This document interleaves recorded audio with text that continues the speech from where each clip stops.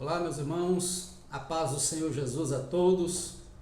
Nesta oportunidade, desejo que Deus te abençoe, te guarde, guarde a sua casa, guarde a sua vida e renove suas forças, a sua esperança no meio desse problema que nós estamos vivendo aí da pandemia, mas que as suas forças possam estar renovadas no Senhor, né? O profeta Isaías disse, Deus usando o profeta Isaías disse que aqueles que confiam no Senhor renovarão suas forças, subirão como asas como águia e voarão acima das alturas, Então, nós possamos ser esta figura, representado pela águia, possamos estar voando também acima da tempestade que a vida nos reserva. Estamos aqui para ministrar mais uma vez a aula da Escola Dominical, desta feita lição 4. A construção do templo enfrentou oposição, é o título da nossa lição. A nossa revista Princípios Divinos em Tempos de Crise. Princípios Divinos em Tempos de Crise, uma lição de suma importância para nós. Estamos aprendendo a palavra do Senhor. Quero te pedir que você pega lá a sua revista, pega lá a sua Bíblia, E nós vamos justamente aprender nesta oportunidade que Zorobabel, Esdras, Neemias, todos tiveram oposição ao fazer a obra do Senhor. A revista, no trimestre, nós estamos meditando nos livros de Esdras e Neemias. Foram os homens usados por Deus para reconstruir o povo de Deus depois do cativeiro em Babilônia, depois que retornaram do cativeiro em Babilônia. Então, a nossa lição de número 4, 26 de julho de 2020, o título você está vendo aí, o texto áureo, ele diz assim para nós: assim edificamos um muro, e todo o muro se cerrou até a sua metade, porque o coração do povo se inclinava a trabalhar. Neemias 4 e 6. Olha que maravilha, bendito seja o nome do Senhor. A verdade prática: se confiamos verdadeiramente em Deus, venceremos todas as resistências do maligno. Se confiamos de fato no Senhor, o inimigo não tem poder contra nós. Nós que estamos envolvidos na obra do Senhor, obreiros, os membros da igreja que têm o seu ministério também, todos envolvidos na propagação do Evangelho, cada um na sua área, Por isso que a igreja tem aí os seus multiministérios, e louvado seja Deus que Deus usa cada um na sua área. Isso é importante. Importante é eu não querer a área do outro, é eu fazer aquilo para a qual Deus me chamou. Paulo falou com Timóteo assim: permanece naquilo que você aprendeste. Então, é importante que a gente cumpra o nosso ministério, cumpra o nosso chamado. Se seu ministério é ensinar, faça-o com dedicação. Se o ministério é louvar, faça com gratidão, sem pretensão de fama, de glória, de dinheiro, faça com alegria. Se seu ministério é a pregação do Evangelho, então que você possa fazer isso desprovido de ganância financeira, que Deus possa usar o seu ministério. Se sua chamada é para pastorear, que você possa fazer, desincumbir desse ministério também com alegria, não gemendo, porque o sumo pastor, que é Jesus, nos dá um grande exemplo de abnegação no pastoreio do rebanho. Enfim, seja para qual for a sua chamada, que você cumpra ela. A nossa leitura bíblica em classe está baseada em Esdras capítulo 4. O resto é tudo versículo, tá? Versículo 7, 9, de 11 a 13, 15, 16, de 21 a 24. É salteado porque eles pegam só o que é mais importante. O comentarista da lição pegou só o que é mais importante. E nós vamos ler então esta passagem bíblica, Esdras 4, versículo 7. E nos dias de Artaxerxes escreveu Mislão, Mitredate, Tabel e outros da sua companhia, Artaxerxes, rei da Pérsia. A carta estava escrita em caracteres aramaicos e na língua siríaca. Então escreveu Reum, chanceler, Essinzai, o escrivão, e os da sua companhia, Dinaitas, Afarsaquitas, Tarpelitas, Afarcitas, Arquevistas, Babilônios, Susanquitas, Deavitas e Elamitas. Este, pois, é o teor da carta que ao rei Artaxerxes lhe mandaram. Teus servos, os homens daquém do rio, em tal tempo. Saiba o rei que os judeus que subiram de ti vieram a nós a Jerusalém, e edificam aquela rebelde e malvada cidade, e vão restaurando os seus muros e reparando os seus fundamentos. Agora saiba o rei que, se aquela cidade se retificar, e os muros se restaurarem, eles não pagarão os direitos, os tributos e as rendas, e assim se danificará a fazenda dos reis. para que se busque no livro das crônicas de teus pais, e então acharás no livro das crônicas, e saberás que aquela foi uma cidade rebelde, e danosa aos reis e às províncias, que nela houve rebelião em tempos antigos, pelo que foi aquela cidade destruída. Nós, pois, fazemos notório ao rei, que se aquela cidade se reedificar, e os seus muros se restaurarem, desta maneira não terás porção alguma desta banda do rio. Agora, pois, dai ordem para que aqueles homens parem, a fim de que não se danifique aquela cidade, se edifique aquela cidade, até que se dê uma ordem por mim. E guardai-vos de cometerdes erro nisso, porque cresceria o dano para prejuízo dos reis? Então, depois que a cópia da carta do rei Artaxerxes se leu perante Reum, e Sinzai o escrivão e os seus companheiros, apressadamente foram eles a Jerusalém, aos judeus, e os impediram à força de braço e com violência. Então cessou a obra da casa de Deus que estava em Jerusalém, e cessou até o ano 2º do reinado de Dario, rei da Pérsia. Então vocês observaram que o rei Ciro, né, havia dado uma carta, uma ordem, um edito, né, fez passar um pregão por todo o seu reinado, que agora os judeus poderiam voltar e reedificar sua cidade, o templo, os muros e a cidade. Agora o que aconteceu? Os inimigos da obra de Deus, invejosos, escreveram uma carta ao rei difamando os judeus. O que o rei fez? Infelizmente, ele fez parar a obra. Tá? O rei era a autoridade máxima, fez parar a obra. Então esse é o teor da nossa lição de hoje. Então eu quero dizer uma coisa para você. Tá? Presta atenção, bem atenção no que eu vou te falar. Quando a gente se propõe a fazer a obra do Senhor, geralmente haverá oposição. Tá? Não se iluda, não se iluda. Você que está começando agora, estou te dando já esse conselho. Quase tudo que você for fazer na obra de Deus, você vai enfrentar algum tipo de oposição. Mas eu quero te contar um segredo, tá? Persevera em fazer aquilo que Deus te chamou para fazer, tá? E os seus inimigos vão ter que ficar observando você terminar a obra e concluir a obra, tá? Os seus inimigos não vão poder fazer nada contra você. Se você estiver ciente, consciente de que você está fazendo o que Deus mandou você fazer, pode se levantar o inimigo que for, pode levantar caluniadores, igual esses homens caluniaram, né, aos judeus, pode se levantar quem quiser, mas eles vão cair por terra porque a obra é do Senhor. Amém? Glórias ao nome de Jesus. Aleluia. Esqueci de passar o slide aqui do texto, né? Mas é importante que você esteja acompanhando aí também na sua Bíblia. Vamos para a nossa introdução. A nossa lição ela é bem grandinha, ela tem 4 tópicos, tá?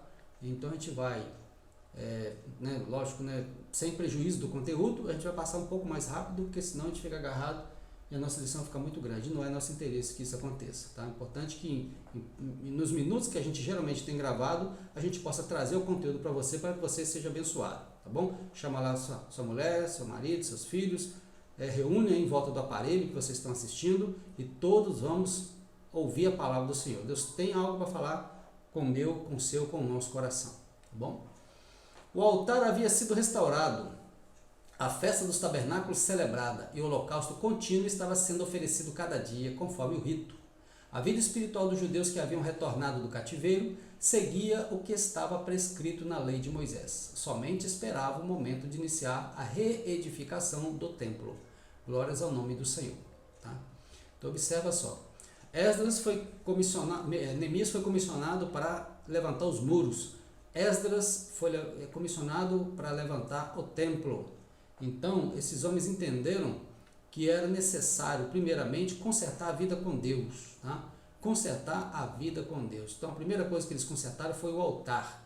Nossa, pastor, que interessante, está na lição de semana passada. Se você perdeu ela, vai lá nesse canal que você está assistindo aí, a lição de semana passada, a lição de número 3, vai falar sobre a construção do altar nos moldes como era antigamente, tá?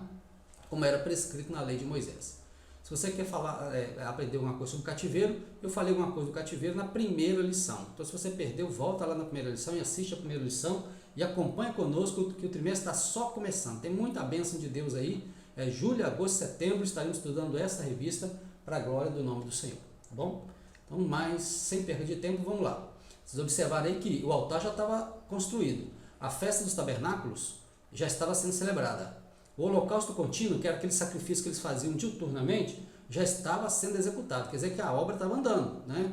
Estava andando e Deus já estava favorecendo eles, né? Então vamos lá. Primeiro, os alicerces do templo são lançados. Depois que os materiais para a construção do templo chegaram, segundo a concessão feita pelo rei Ciro da Pérsia, Zorobabel e os que haviam voltado do cativeiro lançaram os alicerces do templo. Todos apresentavam muita animação para o trabalho. Eu achei simplesmente fantástico a disposição daqueles homens em fazer a obra de Deus. Tá? Hoje, graças a Deus também, nós temos um bom número de pessoas que cooperam na obra do Senhor. Aqui na nossa igreja, Assembleia de Deus de Mutum, nós temos obreiros, né, diáconos, presbíteros, pastores, nós temos professores da escola dominical, porteiros, pessoas que fazem um grande trabalho aqui na obra do Senhor, pessoas que quando a gente vai fazer festa, trabalham na cozinha sem nunca pedir nada, não querem nada, fazem por amor, né? Trabalham na cozinha para alimentar aquelas pessoas que vêm participar da festa, quando a gente faz festa.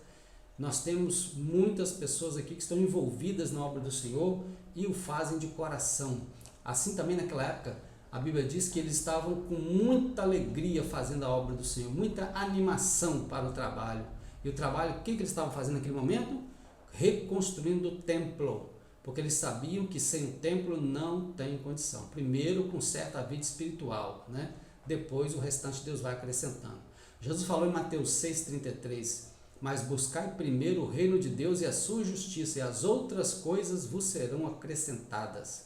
Então Jesus já complementou este ensino para nós, que a prioridade é o reino de Deus. O restante Deus vai acrescentando na nossa vida. E aqueles judeus estavam com muita alegria, com recursos não tão vislumbrosos como era na época de Salomão, né? Porque o templo que Salomão construiu era majestoso, muito ouro, muita prata, muita madeira de lei, tecido fino, coisa de primeira qualidade, coisas estrondosas. Salomão construiu com requinte de luxo. Agora não tinha mais aquele recurso, mas mesmo assim eles estavam felizes por estarem fazendo alguma coisa para o Senhor. Tá?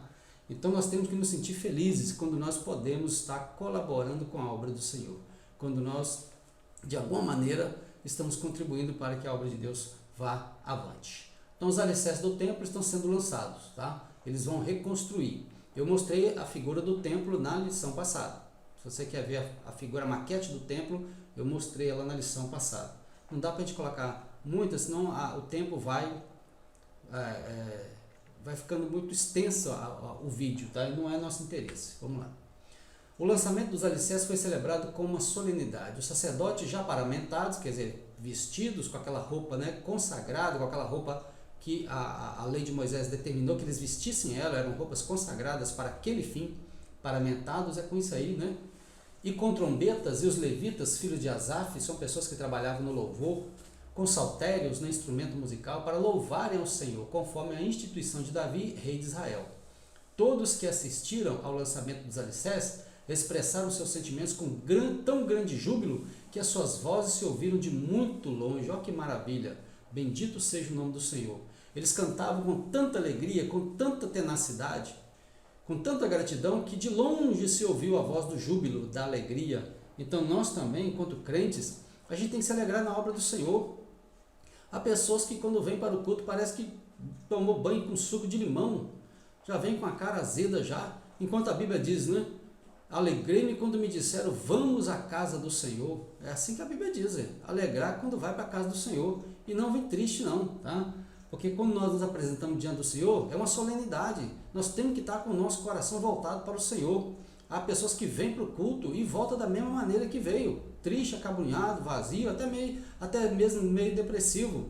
Não sente a presença de Deus, não busca a presença de Deus e não abre o coração para Deus falar com ele. Então nós precisamos entender que quando nós reunimos, nós estamos na presença de Deus. E se há presença de Deus, tem cura, tem libertação, tem alegria do céu, tem batismo no Espírito Santo, tem libertação, né? Às vezes a pessoa está oprimida com alguma coisa, Jesus liberta, que ele é o grande libertador.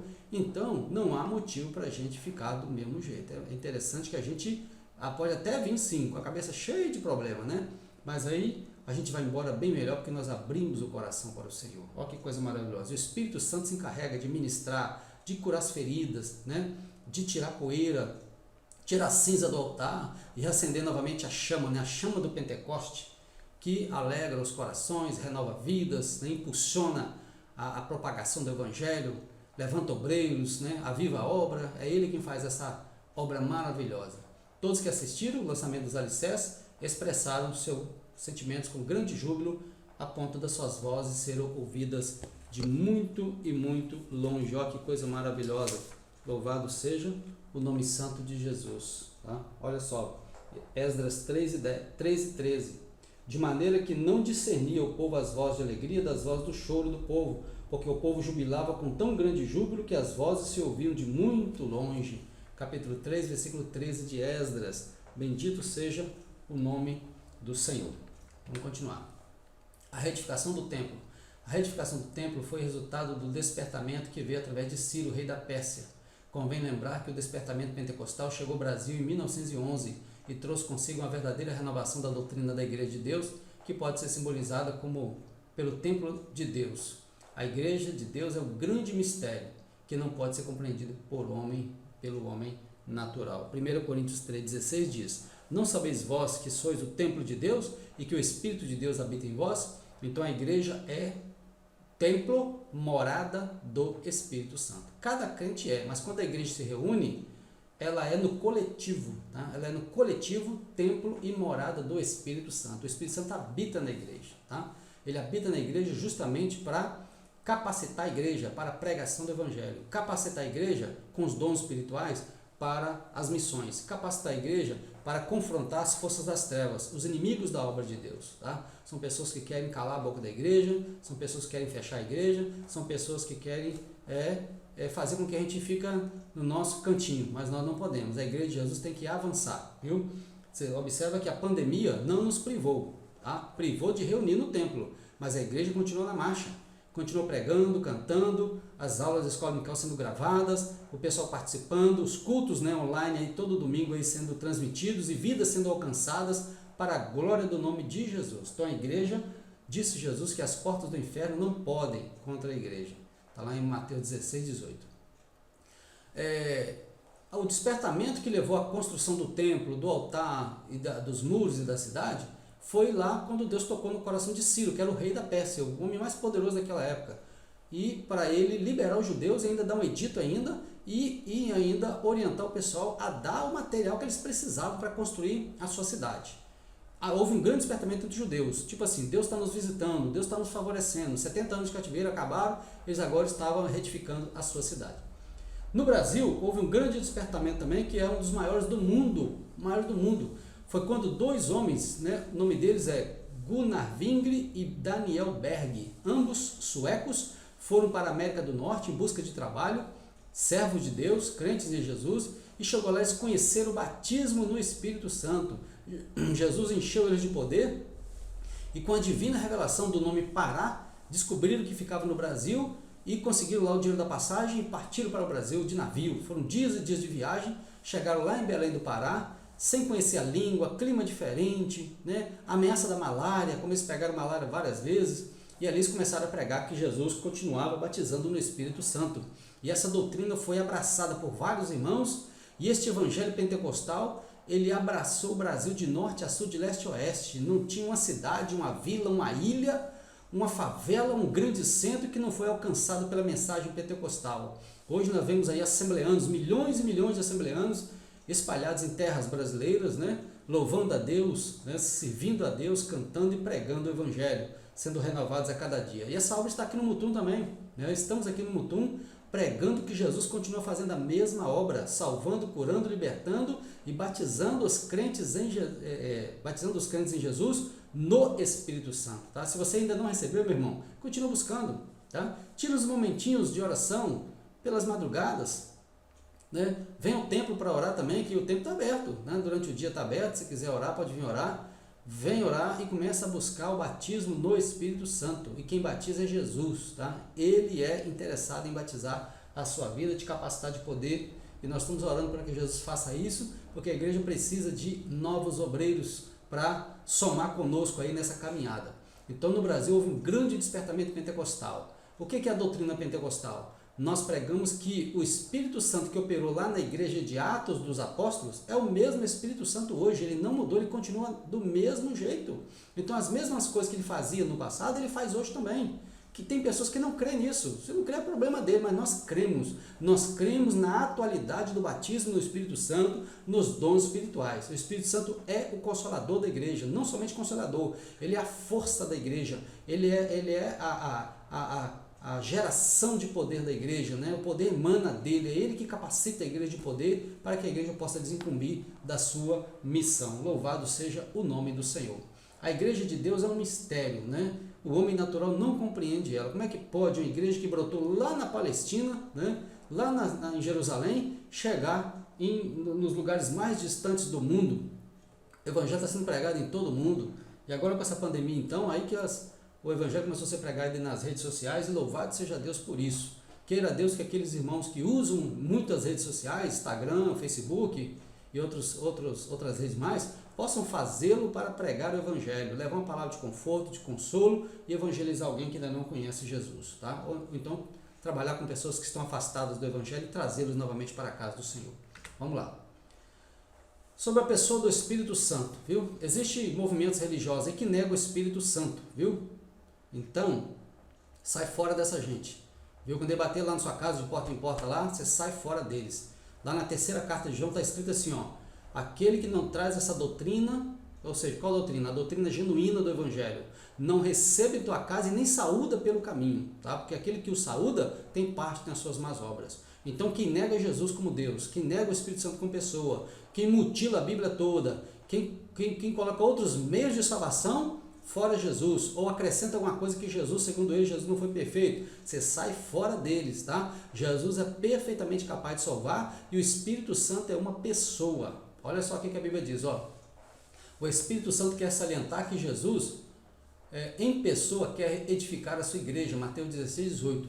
Sobre esta pedra edificarei a minha igreja e as portas do inferno não prevalecerão contra ela. Está lá no texto de Mateus 16, 18. E ele faz conforme a palavra de Deus. Quem convence o homem disso aí é o Espírito Santo. O Espírito Santo quer gerar um sentimento de reverência pela igreja do Senhor, que é a morada de Deus. Aleluia. Efésios 2, 22, eu vou ler o 21 também.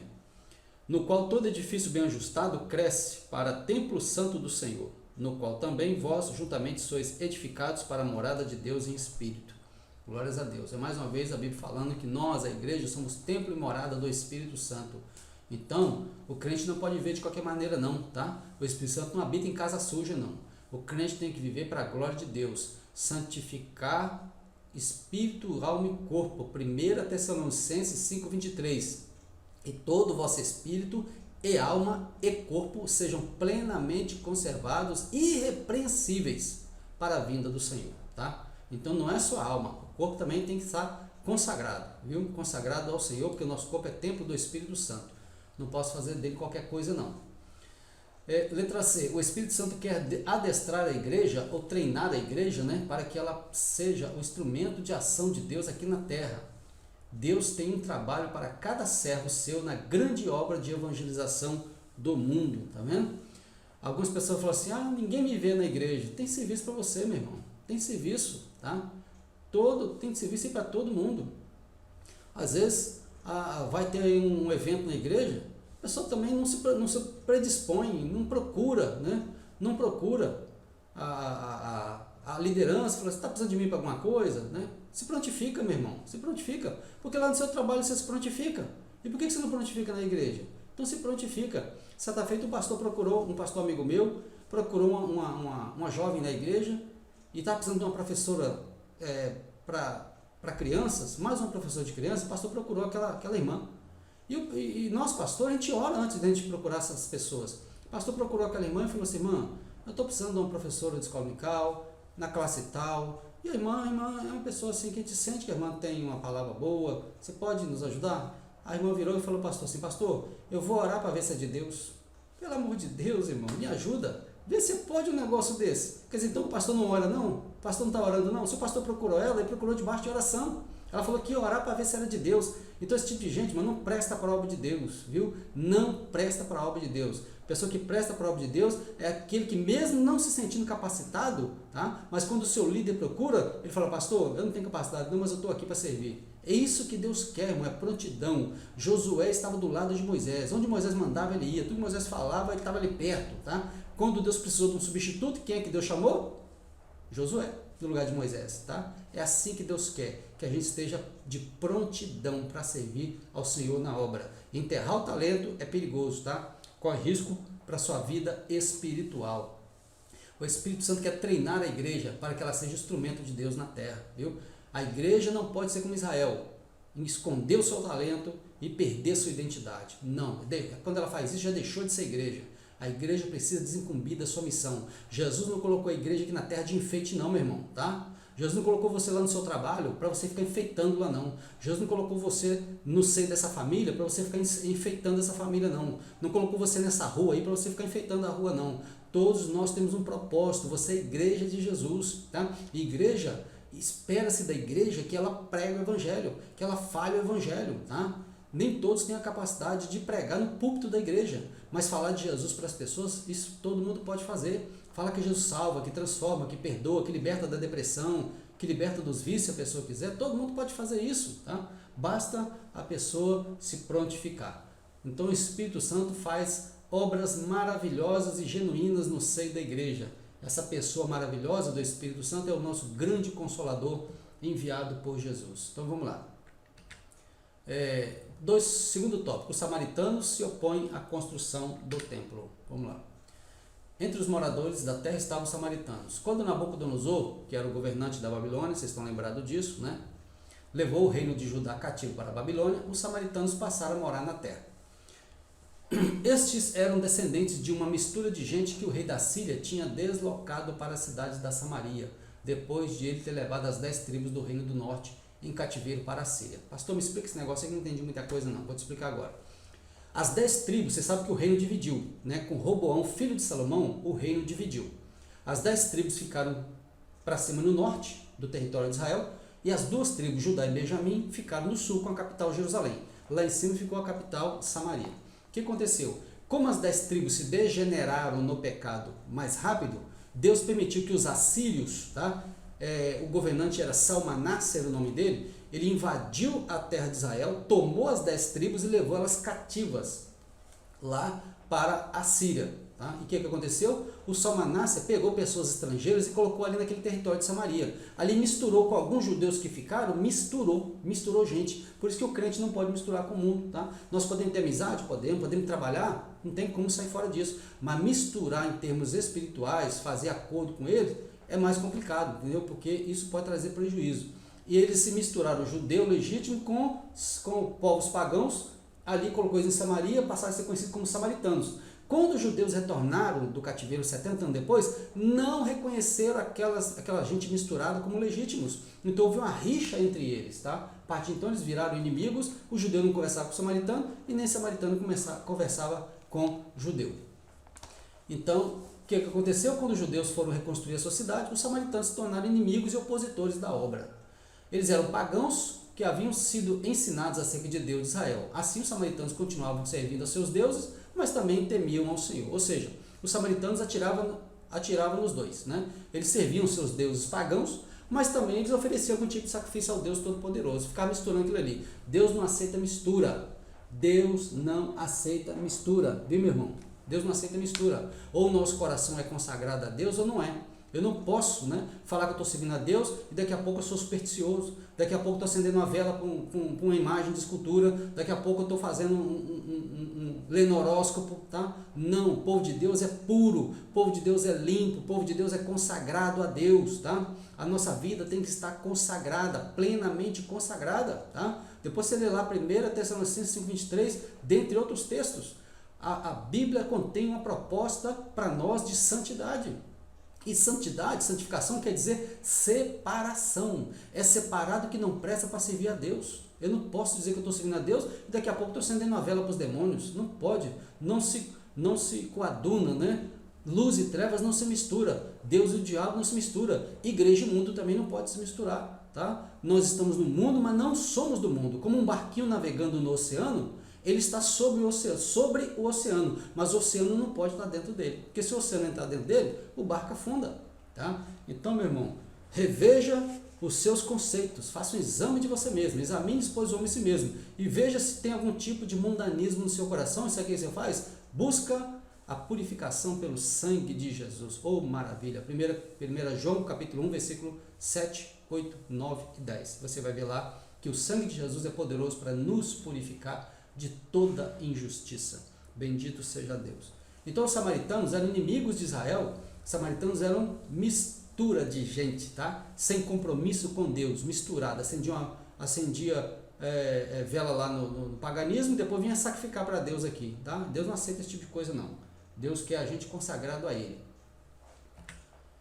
Os samaritanos tentam frustrar a construção do templo. A maldade dos samaritanos levou-os a enviar uma carta ao rei da Pérsia, contendo acusações mentirosas contra os judeus. Nós vemos no nosso texto bíblico base. O rei que recebeu aquela carta não conhecia bem o assunto e mandou parar a obra, viu, irmão? Ou quase tudo que nós vamos fazer, pode até dizer tudo que você for fazer na obra de Deus, você vai encontrar oposição. Você vai encontrar. Você trabalha no louvor, com certeza você já encontrou oposição. Verdade ou não é?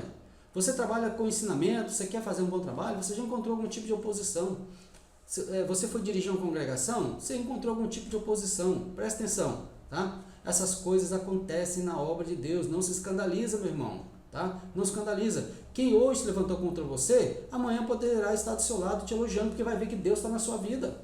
Então não se desespera, tá? Não se desespera. Jesus está com você. Se foi Jesus que te mandou, faça a obra de Jesus, que Ele está do seu lado. O que os samaritanos fizeram? Escreveram uma carta fraudulenta, mentirosa, acusatória para o rei da Pérsia. O rei que tinha liberado os judeus para reconstruir sua cidade. Quando o rei pegou aquela carta, né, ele olhou para assim, sem se inteirar do assunto totalmente, mandou para a obra. Foi lá e mandou para a obra da construção da cidade. Entendeu? Então, do templo.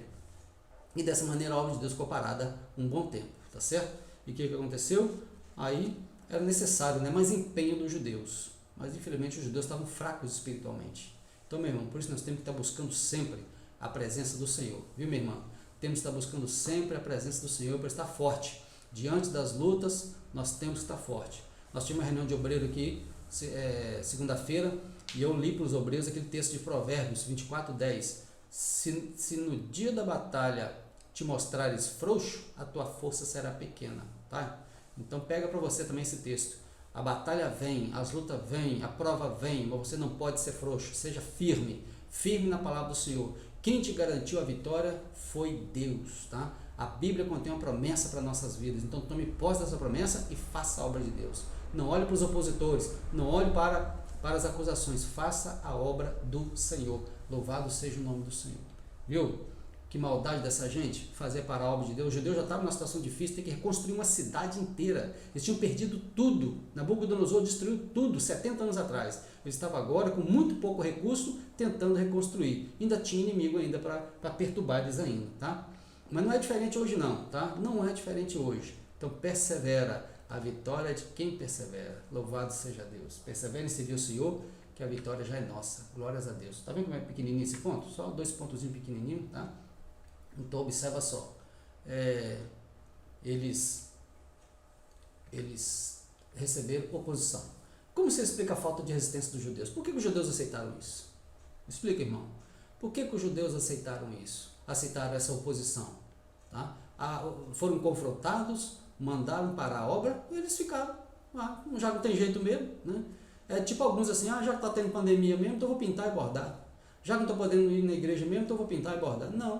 Não, nós somos crentes, né? Com pandemia, sem pandemia, qualquer situação, com saúde, sem saúde, disse Paulo aos Romanos capítulo 8, a partir do versículo 31, nada, absolutamente nada, pode nos separar do amor de Deus que está em Cristo Jesus. Amém? Você dá glória a Deus aí agora na sua casa, ou onde quer que você esteja assistindo esta aula, que Deus te abençoe, te fortifique, te encha da sua graça, da sua misericórdia. Os judeus, infelizmente, né, deixaram a coisa do jeito que estava. Vamos lá.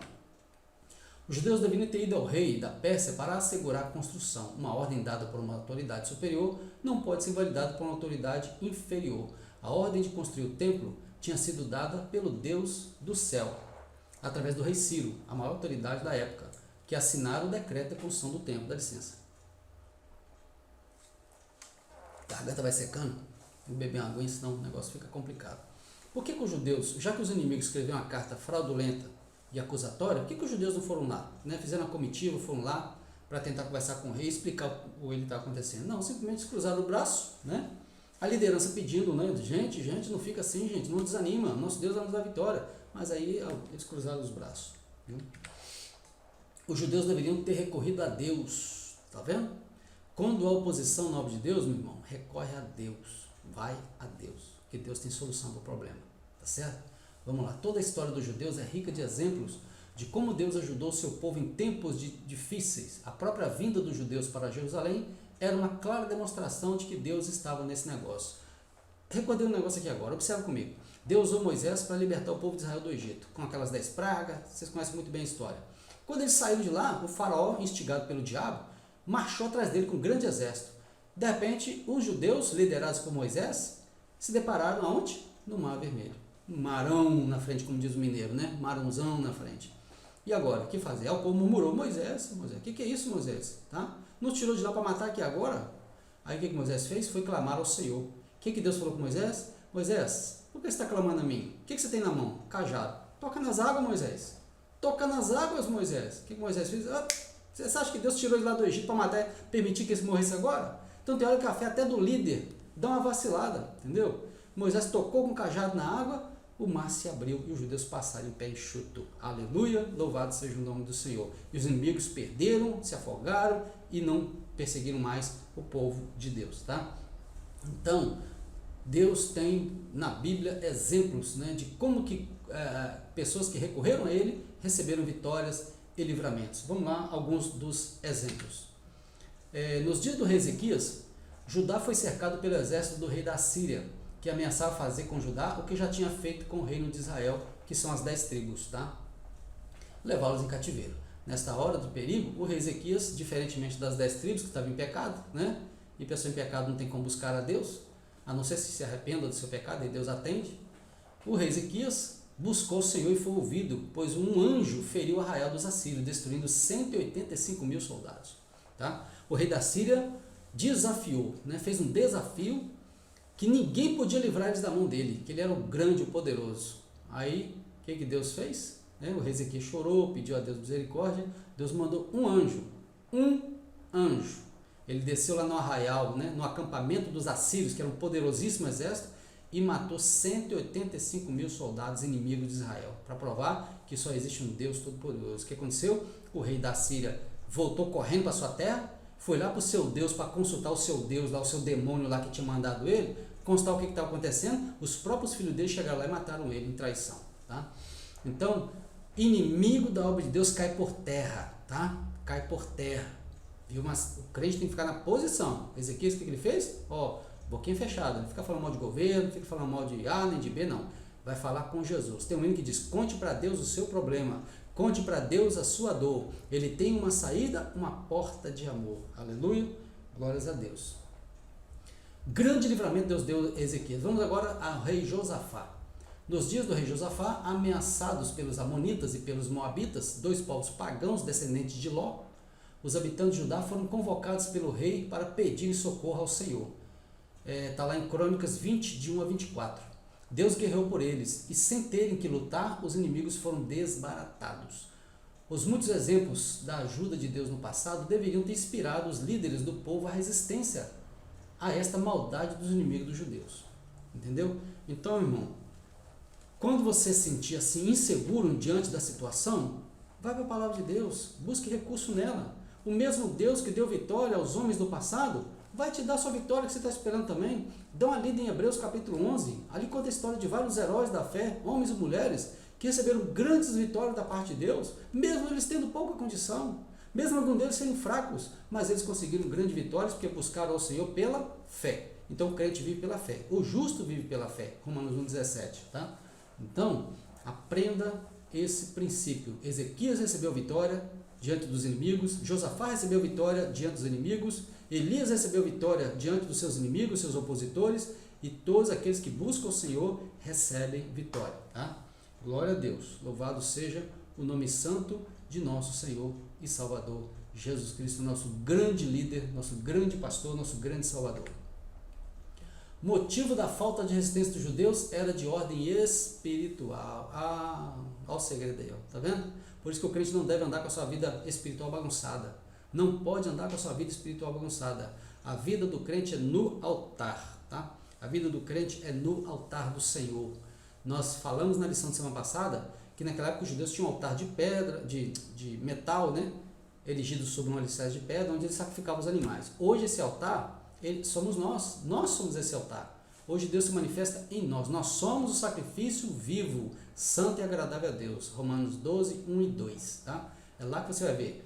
Rogo-vos, pois, irmãos, pela compaixão de Deus, que apresenteis o quê? O vosso corpo em quê? Sacrifício vivo, santo e agradável a Deus, que é o vosso culto racional. E não vos conformeis com este mundo. Tem crente conformando com o mundo, irmão. Querendo fazer modelo com o mundo. Querendo entrar na forma do mundo. Sai fora disso. O mundo é inimigo de Deus. O mundo nunca vai se converter. Dentre o mundo, Deus tira pessoas com a pregação do Evangelho. Mas o mundo não se converte. O mundo é inimigo de Deus, porque a Bíblia diz que o mundo jaz no maligno. Tá? Então aprenda esse princípio aí. Jesus salva pessoas do meio do mundo que se converte ao Evangelho. Então aprende isso. Agora o crente que acredita que é lavado no sangue de Jesus, o nome está escrito no livro da vida, começa a andar igual ao mundo, conversar igual ao mundo, se vestir igual ao mundo, se posicionar igual ao mundo, então já virou mundo, tá? Já virou mundo e Deus não tem compromisso com o mundo. A Bíblia diz que o mundo passa e a sua concupiscência, seus desejos, mas aquele que faz a vontade de Deus permanece para sempre. Glória a Deus. Você completou aí, com certeza eu sei que você completou o versículo aí.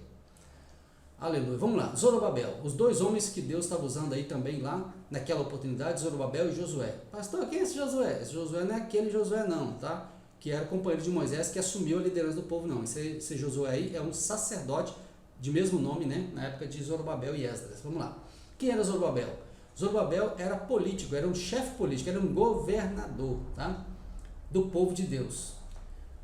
Até então tinha confiado em sua própria força. Zacarias 4 e 6. Olha o que ele diz. Olha o que Deus falou com ele. Como ele confiava em sua própria força, olha o que o nosso Deus fala com ele, ó, dando um puxãozinho de orelha para ele, ó. E respondeu-me dizendo: esta é a palavra do Senhor a Zorobabel. Deus mandou falar com ele. Não por força nem por violência, mas sim pelo meu espírito, diz o Senhor dos exércitos. Aleluia. Então, meu irmão, nós vamos vencer, minha irmã, pelo Espírito de Deus, não é pela força do braço, tá? Você está cansado de tentar com a sua própria força e não está conseguindo. Sabe por quê? Porque não é por força, não é por violência, é pelo Espírito de Deus. O problema no seu lar vai ser resolvido pelo Espírito de Deus. Então você tem que fazer o quê? Buscar o Espírito de Deus. É Ele quem vai resolver esse problema. A sua força já está se esgotando. O seu braço já não vale mais nada. Então você tem que buscar a força do Senhor, tá? Para cima do seu casamento, para cima dos seus filhos, tá? E ore, busque, consagre e Deus toma essa causa nas tuas mãos, porque nós estamos lutando contra inimigos invisíveis terríveis. Os judeus estavam com inimigos visíveis. Por trás dele tinha inimigo invisível também, mas eles estavam lutando com inimigos visíveis. Nós também temos inimigos invisíveis, tá? Os nossos inimigos são invisíveis. Eles usam pessoas visíveis, mas não temos que lutar contra pessoas. Os nossos inimigos não são vistos com olhos naturais. A gente combate eles com vida de oração, tá?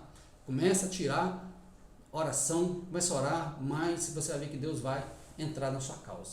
Josué, então, estava confiando na sua própria força. Ele achou que talvez a sua influência política resolveria. Alguma coisa que ele ia fazer resolveria. O que Deus falou com ele? Não é desse jeito. É pelo meu Espírito. Tá? Se a coisa vai funcionar, se a coisa vai acontecer, é pelo Espírito de Deus. Quem era Josué? O sumo sacerdote Josué era líder religioso. Estava com as suas vestes manchadas. Zacarias 3 e 3. Tá? Zacarias 3 e 3. Este fato tirou dele toda a autoridade espiritual. Diante do problema causado pelos inimigos, ele não tinha fé para buscar a ajuda de Deus Todo-Poderoso, uma vez que o mistério da fé é guardado em uma pura consciência. Então o que aconteceu?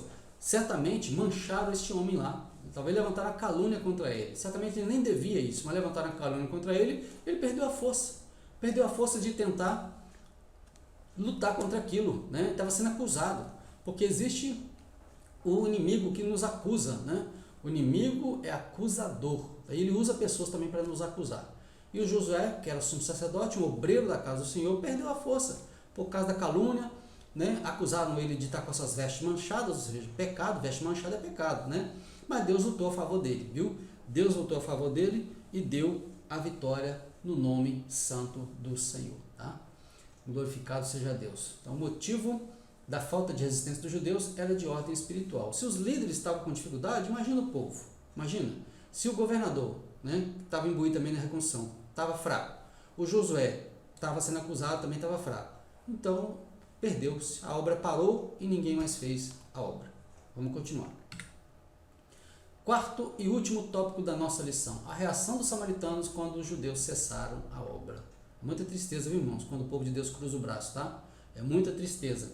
Quando a gente faz, né, campanha missionária para ajudar um missionário que está lá em outra terra trabalhando, ganhando almas para Jesus, a gente faz uma oferta aí, as pessoas, tem gente que nem oferta, graças a Deus tem muitos que ofertam, tem pessoas que têm o coração aberto para a obra missionária, mas tem pessoas que não ofertam, acho que é jogar dinheiro fora, ou quando dá muito pouco, mas na hora de gastar na lanchonete, uma pizza lá, 40, 45, 50 reais, ele paga sem ver, come uma pizza para dar azia nele depois ainda, em vez dele ajudar na obra de Deus, investir no reino de Deus, né? Não deixa de comer a pizza não, mas investe na obra de Deus, meu irmão, investe na obra de Deus, tá? E se for comer a pizza, me chama que eu estou aí para ajudar, tá? Glória a Deus, brincadeira, viu, irmãos? Brincadeira, mas se chamar eu vou também, viu? Brincadeirinha com ponta de verdade. A reação dos samaritanos quando os judeus cessaram a obra. A tristeza dos judeus. O povo em geral tinha, desde o início da construção, acompanhado o trabalho com simpatia. Os judeus trabalhavam com muito entusiasmo e com muita união. O povo tinha ouvido falar que o Deus do céu estava do lado dos judeus, ajudando-os. E agora? Onde estava o seu Deus? Se a obra parou, o que os judeus fizeram? Se o rei mandou parar, os judeus cruzaram o braço. Aí agora começaram a perguntar, cadê Deus? Por que Deus não ajuda a gente? Quer dizer, Deus estava esperando também a motivação deles, né? Se nós formos, irmãos, se nós tivéssemos pensado assim, mandaram fechar os templos religiosos, então para nós acabou, né? Vamos cada um cuidar da sua vida, vamos esquecer. Não, nós continuamos no mesmo propósito, viu?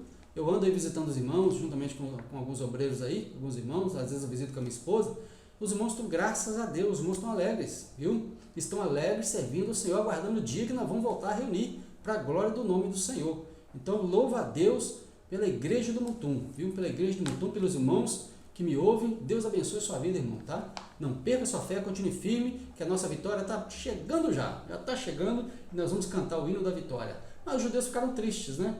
Tristes porque, primeiro, eles não tinham muito recurso para construir o templo, em comparação com o recurso que tinha Salomão. Já estavam um pouco tristes por causa disso, mas mesmo assim eles estavam reconstruindo. Agora, quando os inimigos se levantam, eles perderam a força. A Bíblia diz que a alegria do Senhor é a nossa força, viu, irmão? A alegria do Senhor é a nossa força. Você não tem alegria em você mesmo, você precisa da alegria do Senhor na sua vida. E se a alegria do Senhor estiver na sua vida, você tem força para lutar contra essa batalha que você está nela. Tá? Então busca força no Senhor. Paulo falou o seguinte, quando eu estou fraco, é aí que eu estou forte. Então busca fortaleza no Senhor. Em nós não tem força não, tá? Mas no Senhor tem força. Vai para os pés de Jesus, busca o Espírito Santo, que ele vai renovar a sua vida e você vai contar o testemunho depois, tá? Para a glória do nome de Jesus. A alegria dos samaritanos, os inimigos, tá? Os mestiços, os misturados, os pagãos, eles ficaram alegres quando a obra de Deus parou. Os inimigos judeus regozijavam-se grandemente. Certamente os conselheiros foram parabenizados pela sábia e competente ação. Porém, o gozo dos ímpios é de pouca duração. Aleluia! A alegria do ímpio dura pouco, tá? Porque ele cai por terra e a obra de Deus vai avante. O gozo dos filisteus que haviam prendido Sansão terminou em tragédia. Quando os filisteus prenderam Sansão, arrancaram seus 2 olhos, prenderam ele, zombaram, criticaram e riram dele. Mas quando Sansão derrubou aquele templo em cima deles, aí a alegria deles se transformou em tragédia, tá? Inimigos da obra de Deus pereceram. Letra B, a alegria dos sacerdotes que alugaram Judas para atrair Jesus foi de curta duração. Com a ressurreição de Jesus, seus problemas se agravaram. Eles acharam que matando Jesus, o problema deles estava resolvido, que eles não sabiam que não se pode matar a própria vida. Tá? Jesus é a própria vida. Eu sou o caminho, a verdade e a vida. Ninguém vem ao Pai senão por mim. João 14,6. Então, quando os sacerdotes, né, judaicos, tá, fizeram aquele conluio com o Império Romano para trair o nosso Senhor, matar o nosso Senhor, o que eles não contavam é que 3 dias depois Jesus estaria vivo, tá? Estaria vivo, e a igreja de Jesus pregou, infestou Jerusalém da palavra do Senhor, que Jesus estava curando, salvando e batizando no Espírito Santo. Ele vai fazer o que agora? Vai matar todo mundo agora? Então perderam a sua oportunidade, tá? Mas graças a Deus que a Bíblia diz que muitos sacerdotes se converteram, tá? Certamente alguns que ajudaram, talvez quem sabe a acusar, depois quando a igreja começou a pregar o evangelho, eles se converteram, e louvado seja Deus por isso, viu? Vamos lá então. O desânimo dos judeus. Os judeus que tinham voltado do cativeiro para construir o templo sentiram-se humilhados e tristes, mas passado algum tempo acomodaram-se com a situação e não lutaram para a continuação da construção do templo. Deixaram-se dominar pelo desânimo. O desânimo é uma das mais eficazes armas usadas por Satanás contra os crentes. Lutemos contra o desânimo em nome de Jesus, tá? Lutemos contra o desânimo. Satanás tem usado, né, o desânimo para parar a obra de muita gente, viu? De muitas pessoas. Mas nós não podemos parar diante do desânimo. O desânimo vem sim, tá? Para todo mundo. Quem está envolvido na obra do Senhor, tem hora que bate aquele desânimo assim, até obreiros mesmo, a gente está envolvido na obra do Senhor, tem hora que bate assim um certo desânimo, né? Mas daqui a pouco o Espírito Santo vem dar aquela renovada, né, na nossa força, a gente vai para um culto, vai para uma oração, e ali tem um mover de Deus ali, e a gente, né, sente aquela coisa gostosa, aquilo faz a gente, igual Elias, né, depois que ele comeu aquela comida servida pelo céu, ele caminhou mais 40 dias e 40 noites com a força daquela comida. E assim somos nós na presença de Deus. Quando a gente está, né, vazio, né, sentindo fome espiritual, a gente é alimentado pelo Deus da palavra, e a gente ganha um renovo para caminhar já muitos dias. Então eu fico preocupado com aqueles crentes que não reúnem, não gosta de estar na oração, não gosta de estar na escola dominical, não gosta de estar nos cultos, né? Vai na igreja de vez em quando. Essa gente está passando fome direto, tá? Talvez ele já até se acomodou nessa situação, o desânimo já é total, mas ainda há chance, enquanto há vida há oportunidade. Muda de vida, irmão, muda de vida, que Deus tem vitória para você. Alguns conformaram-se pensando que talvez ainda não era vontade de Deus construir o templo. Olha só, jogaram para cima de Deus. Ageu 1 e 2. Assim fala o Senhor dos Exércitos, dizendo: este povo diz, não veio ainda o tempo em que a casa do Senhor deve ser edificada. Viu? Quer dizer, colocando culpa nas circunstâncias. Em vez dos judeus lutarem, tá? Não, nós vamos lutar, ué. Mandaram nós parar, mas nós vamos correr atrás desse negócio e vamos resolver isso. O que eles fizeram? Não é tempo não. Quando Deus quiser, você tem resolve. Não é assim não, irmão. Jesus deixou a obra para nós fazermos. Você viu o cajado de Moisés? Se Moisés ficasse na beira do mar vermelho ali só reclamando, meu Deus, e agora, Deus? Os judeus, os egípcios estão vindo aí, ó. E nada, entendeu? Só ali reclamando. Não, mas Moisés foi clamar ao Senhor, tá? Clamou ao Senhor e Deus orientou ele. Então, da mesma maneira, os judeus deveriam ter buscado ao Senhor para Deus entrar nessa causa deles. Eles não, deixaram para lá. Não construiu não? Então deixa sem construir. O templo está caído? Deixa caído. Os muros estão caídos? Deixa caído. Não, hein? De maneira nenhuma. Porque cada um estava fazendo a sua casa, viu? Quer dizer, a casinha deles estava bonitinha, a cozinha deles estava bonitinha, a cama deles estava bonitinha, e a casa de Deus vai cair dos pedaços, viu? Cair dos pedaços da casa deles. O que Deus falou? Não, senhores, não é assim não, tá? Então vocês olhem para a minha casa que eu vou olhar para vocês também. Outros aproveitaram a interrupção da obra para dedicar-se às suas próprias casas. Deixa eu ver se eu tenho um 9 aqui, ó. Versículo 9. Esperaste muito, mas eis que veio a ser pouco, e esse pouco, quando trouxestes para casa, eu dissipei com sopro. Por que causa? Disse o Senhor dos Exércitos. Por causa da minha casa, que está deserta, enquanto cada um de vós corre a sua própria casa. Tá vendo? Enquanto eles se preocupavam, cada um com a sua própria casa, a casa de Deus estava bagunçada. O que Deus falou? Não vai adiantar nada que vocês vão fazer. Eu vou soprar tudo, vai dar em nada. Aquele texto que Deus falou assim, ó, aquele que recebe salário, recebe para colocar num saco furado. Eu vou ler aqui agora, ó. Eu li Ageu 1 e 2, depois eu li o Ageu 1 e 9, e agora estou lendo o Ageu 1 e 6. Semeais muito e recolheis pouco. Comeis, mas não vos fartais. Bebeis, mas não vos saciais. Vestivos, mas ninguém se aquece. E o que recebe salário, recebe no saco furado. Ou seja, a pessoa bate trabalho, mas nunca tem nada. Por quê? Porque não olha para a obra de Deus, não está pensando na obra de Deus. Tá? Ele não pensa na obra de Deus, ele não se interessa pela obra de Deus. A vida dele é só andar em volta do seu próprio umbigo. Então, os judeus declararam, pensaram assim. Primeiro disseram, não é tempo de construir. Não era tempo sim. Era tempo que se iniciou. Houve uma oposição dos inimigos que deveriam cair por terra. Depois eles falaram que eles tinham compromisso de construir sua própria casa. Sim, construir a casa, mas também construir a casa de Deus. Tá? Pode fazer até as duas juntas, mas não deixe de fazer a obra do Senhor. Talvez alguns judeus sinceros estivessem tristes e buscassem a Deus em oração pedindo solução para a dificuldade, de modo que o templo pudesse continuar a ser construído. Então, os judeus podiam ter buscado mais ao Senhor para resolver esse problema, mas infelizmente eles estavam desanimados, fracos espiritualmente falando, afetou até a própria liderança e a coisa não ficou legal, tá? De forma que parou a obra para ser reconstruída, recomeçada tempos depois. Então, meu irmão e minha irmã, a obra de Deus não pode parar, nós temos que estar envolvidos na obra do Senhor, tá bom? Então que Deus nos abençoe, esta é a nossa lição de hoje. A nossa conclusão: Deus nos chama para realizar sua obra, mas sempre haverá oposição. Porém, se perseverarmos, a vitória será nossa, no nome santo de Jesus. Está gostando do trimestre, irmão? Maravilhoso, né? Acredito que Deus tem falado com você, porque está falando comigo também. Eu louvo a Deus pela sua vida, que você continue firme aí na escola dominical. Divulgue o nosso vídeo, tá? Compartilhe com outras pessoas, nos seus grupos aí do Facebook, para que as pessoas possam ser também abençoadas. Eu não tenho nenhum projeto de ser conhecido na internet, nada disso. Eu nunca quis isso. Eu só estou fazendo isso por causa do problema que nós estamos vivendo agora. O nosso interesse é que os irmãos sejam abençoados com a palavra de Deus. Eu fui chamado para ensinar. Deus me chamou para esse ministério.